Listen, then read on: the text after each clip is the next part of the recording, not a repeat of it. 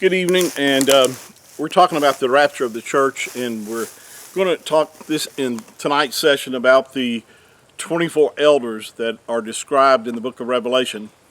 And this particular reason that we're talking about this is that this is actual proof that the church is will be taken before the tribulation period begins, and it's quite evident who the 24 elders represent as you read through and understand this particular group. I'm going to be reading from my notes about these 24 elders. It says, the presence of the 24 elders in heaven during the judgments on earth. There is no doubt that the issue of the 24 elders is critical to the whole argument of pre-tribulationism. Here are the facts about the 24 elders. They sit on thrones around the throne of Yahuwah in heaven. You'll find that in Revelation chapter 4, verse 4. And they are also clothed in white raiment. They have crowns of gold on their heads. They are pictured as ones who fall down before Yahuwah and worship him, casting their crowns at his feet. Revelation chapter 4, verse 10 through 11. Also, Revelation chapter 5, verse 14.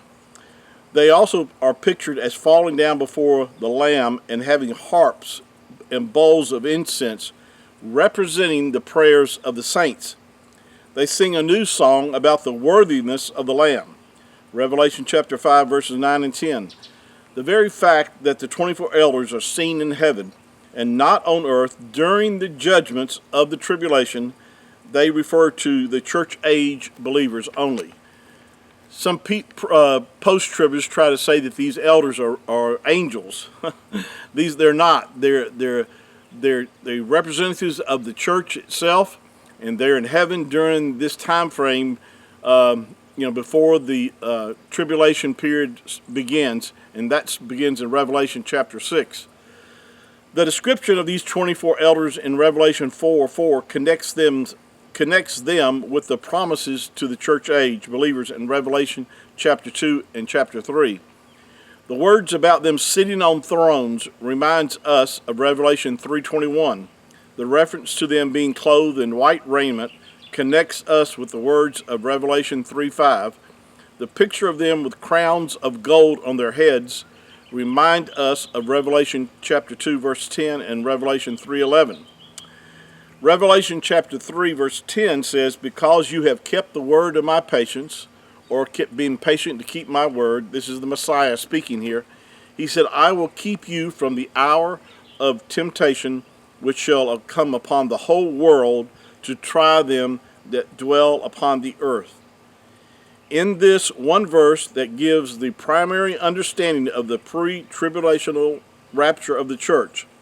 The debate over this verse between pre-tribulationists and post-tribulationists seems to center on whether it's a promise of immunity from the judgments of the tribulation or a promise of the removal from this awful period of time known as the day of the Lord or the day of Yahuwah.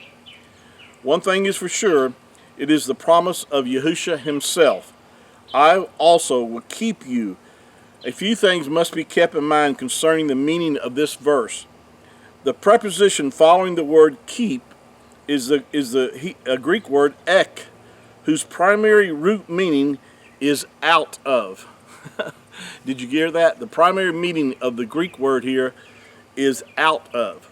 So when what the Messiah, Mashiach, was saying here, he was saying that I will keep you from, he actually was saying I'll keep you out of the hour of tribulation. This is the primary meaning of this Greek word. And it teaches us removal and not immunity.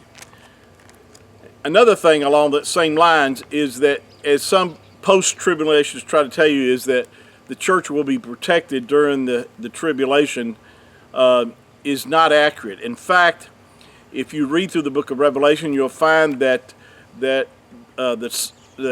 enemy, or Satan, is given power over the saints, and they will be beheaded, they will be killed, and the thing about it is, if this promise that Yahushua, the Messiah, made to the church is one of protection during the tribulation period, then it just doesn't correspond to what the scriptures indicate.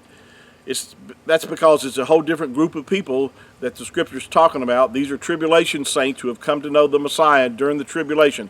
These are not the saints of the church. They have already been raptured and taken to the Father's house. So I hope this helps you and clears up some issues that you may have had. This is more evidence of the proof that the rapture happens before the tribulation and not after. Thank you again for your time. We'll pick this up on our next session. And until then, shalom.